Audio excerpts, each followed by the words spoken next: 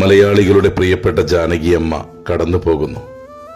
ഓർത്തിരിക്കാൻ ചേർത്തു വയ്ക്കാൻ ഒരു പിടി നല്ല ഗാനങ്ങൾ മലയാളികൾക്ക് സമ്മാനിച്ച് അനുഗ്രഹീതമായ സ്വരമാധുര്യവും ആലാപന സിദ്ധിയുമായി മലയാളികളുടെ ഹൃദയങ്ങളിൽ ഇടം നേടിയ തെന്നിന്ത്യൻ വാനമ്പാടി എസ് ജാനകി അന്തരിച്ചു. ഓർമ്മകൾക്ക് മുന്നിൽ, നൽകിയ സംഗീതത്തിന് മുന്നിൽ പ്രണാമം. മൈസൂരിലെ ആശുപത്രിയിൽ വെച്ചായിരുന്നു മരണം. 10,000-കണക്കിന് ഗാനങ്ങൾ ഇന്ത്യൻ സംഗീത ലോകത്തിന് സമ്മാനിച്ച അതുല്യ പ്രതിഭ. ആന്ധ്രാപ്രദേശിലെ ഗുണ്ടൂർ ജില്ലയിൽ 1938 ഏപ്രിൽ 23-നായിരുന്നു എസ് ജാനകിയുടെ ജനനം. പിതാവും മാതാവും ചെറുപ്പത്തിലെ നഷ്ടപ്പെട്ട ബാല്യം. അമ്മാവനായ ഡോക്ടർ ചന്ദ്രശേഖറിന്റെ സംരക്ഷണയിലാണ് ജാനകി പിന്നീട് വളർന്നത്. ചെറുപ്പം മുതലേ സംഗീതത്തിൽ താല്പര്യമുണ്ടായിരുന്നുവെങ്കിലും ആധികാരികമായ സംഗീത പഠനം ജാനകിയെ നടത്തിയിട്ടില്ല. 1956 ആകാശവാണി നടത്തിയ അഖിലേന്ത്യാ സംഗീത മത്സരത്തിൽ പങ്കെടുത്ത് 2ാം സ്ഥാനത്തിന് അർഹയായതാണ് ജാനകിക്ക് സംഗീത ലോകത്തേക്ക് വഴി തുറന്നത്. രാഷ്ട്രപതി ഡോക്ടർ രാജേന്ദ്ര പ്രസാദാണ് ജാനകിക്ക് അന്ന് പുരസ്കാരം നൽകിയത്. പിന്നീട് സംഗീത ലോകത്തേറെ സജീവമാകുന്നു.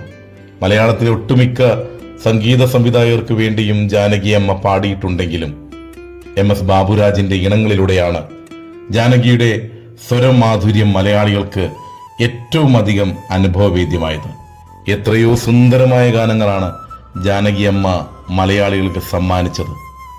തളിരിട്ട കിനാക്കളുതൻ, അഞ്ജനക്കണ്ണെഴുതി, സൂര്യകാന്തി, ഒരു കൊച്ചു സ്വപ്നത്തിൽ, താമരക്കൊമ്പിളിലല്ലോ മമഹൃദയം തുടങ്ങിയ ഗാനങ്ങൾ ഉദാഹരണം മാത്രം.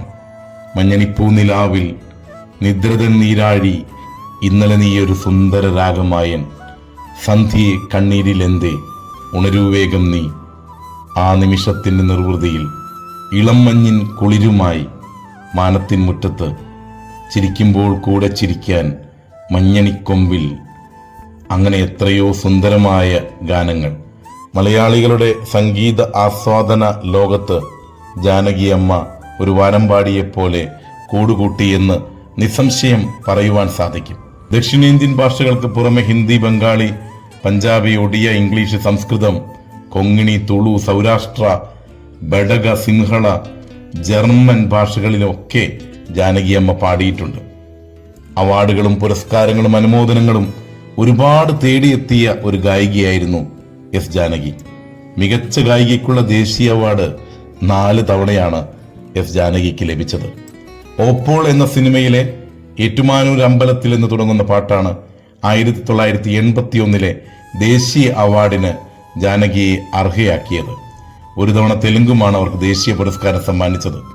മികച്ച ഗായികയ്ക്കുള്ള കേരള സംസ്ഥാന അവാർഡ് 11 പ്രാവശ്യവും, ആന്ധ്ര സർക്കാരിന്റെ അവാർഡ് 10 പ്രാവശ്യവും, തമിഴ്നാട് സംസ്ഥാന അവാർഡ് 7 പ്രാവശ്യവും, മികച്ച ഗായികയ്ക്കുള്ള ഒഡീഷ സർക്കാരിന്റെ അവാർഡ് 1 തവണയും എസ് ജാനകിക്ക് ലഭിച്ചു. അങ്ങനെ അവാർഡുകളുടെ ഒരുപാട് നിമിഷങ്ങൾ തേടിയെത്തിയ ഒരു ജീവിതമാണ് എസ് ജാനകി അമ്മയുടേത്. 2017 മൈസൂരിലെ മാനസ ഗംഗോത്രി ഓപ്പൺ എയർ ഓഡിറ്റോറിയത്തിലായിരുന്നു എസ് ജാനകിയുടെ അവസാന സംഗീത നിശ. ഇനി പൊതുവേദിയിൽ പാടില്ലെന്ന് അവർ അവിടെ പ്രഖ്യാപിച്ചു. ജാനകിയുടെ അവസാന സിനിമാ ഗാനവും മലയാളത്തിലായിരുന്നു. 2016 പുറത്തിറങ്ങിയ 10 കൽപ്പനകൾ എന്ന ചിത്രത്തിൽ. അങ്ങനെ മലയാളികൾക്ക് ഒരുപാട് സംഗീതത്തിന്റെ വ്യത്യസ്തമായ നല്ലോർമ്മകൾ സമ്മാനിച്ച, വരികളെ മനോഹരമായ ശബ്ദത്തിലൂടെ മലയാളികളുടെ കാതുകളിലേക്ക് എത്തിച്ച അനുഗ്രഹീത ഗായിക എസ് ജാനകി.